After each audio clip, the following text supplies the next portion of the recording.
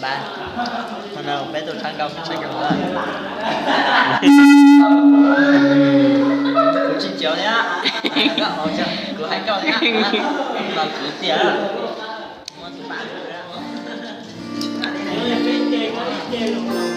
Cái tuấn đợt to nữa cho nó nè.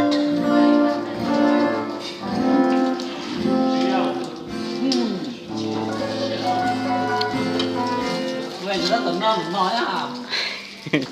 Để chia là được à. Chia rồi thì chỉ có mà. Mình nhớ là xỉa. Nếu bé mình nhớ là gì nên mà kiếm mày. Nó có nồng toàn dâu cho nè, mình tổng trà.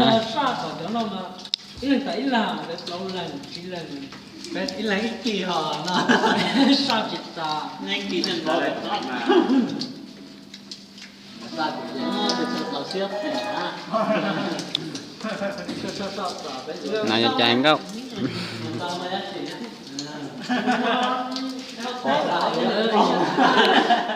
Bây giờ rồi bỏ trò nhiên chạp đấy. Bây giờ ngã nhiên mà rồi bỏ trò nhục đấy. Này ít chân năng lọ. Tôi kêu văng.